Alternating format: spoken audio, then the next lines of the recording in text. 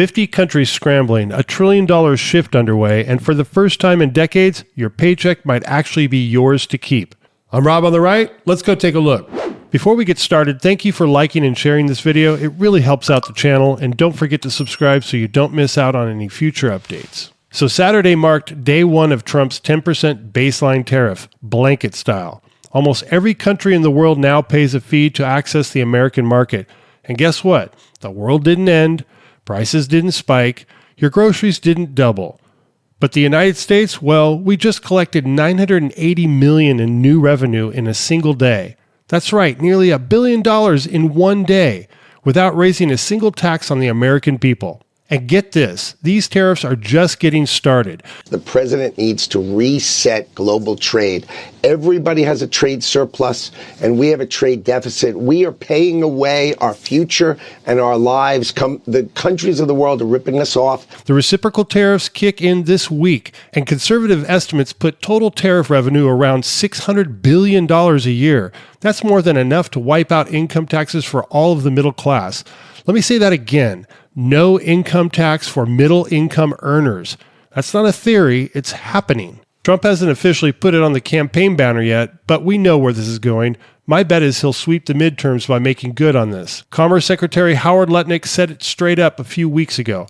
The goal is no income tax for anyone making under $150K. But it sounds like you're saying, trust us. And are you worried that at some point Americans are going to feel like there's a bunch of billionaires in Washington who are playing Russian roulette with our retirement? $2 trillion deficits don't bother you at all. The people who have run this country before are destroying the future for my children and my children's children. I can't have a 50, 75. We have a $36 trillion deficit. And we used to run deficits of 400 billion. Now $2 trillion, everybody's like, who cares? I tell you what, who cares? Donald Trump cares. And when we balance the budget, you know what that means? That means our deficits stop. Interest rates come smashing down. His goal is to have external revenue. You know, the way I think about it, we all are so used to paying taxes. We're so used to it. We have like Stockholm syndrome. You know, don't stop the Internal Revenue Service, God forbid.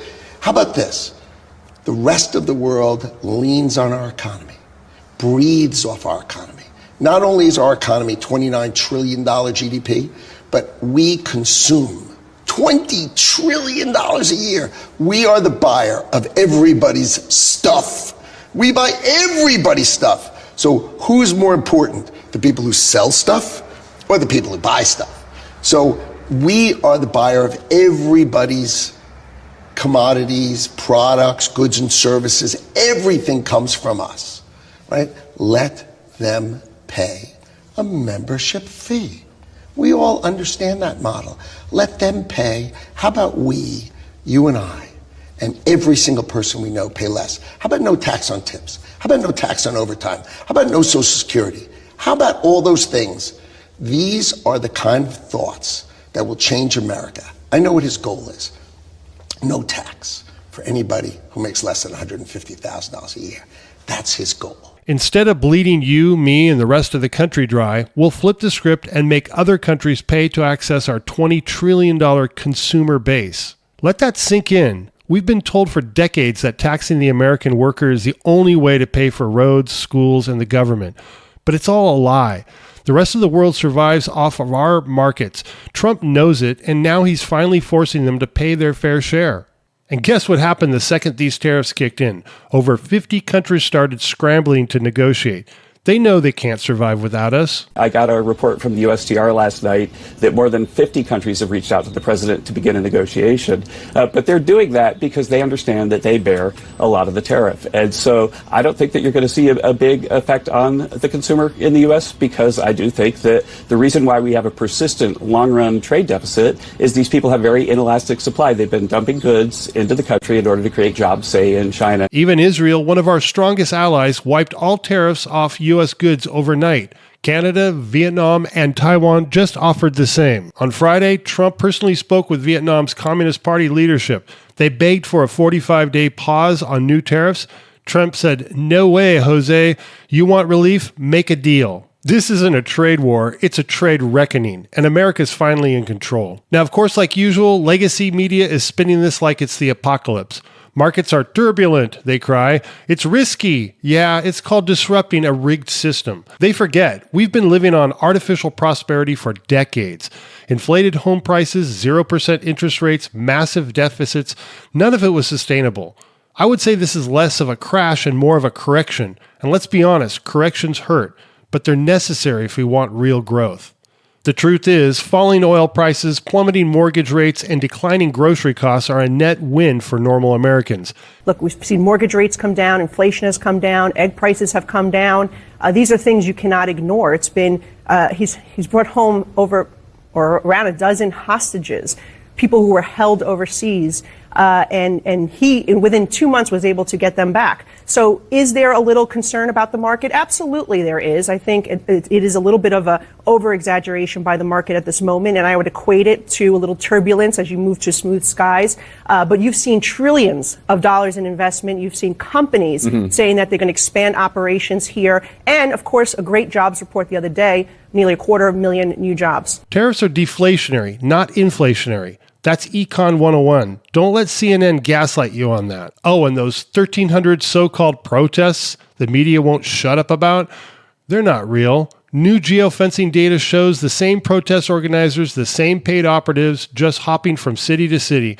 Not grassroots, not organic, manufactured opposition. Because the swamp is flat out panicking.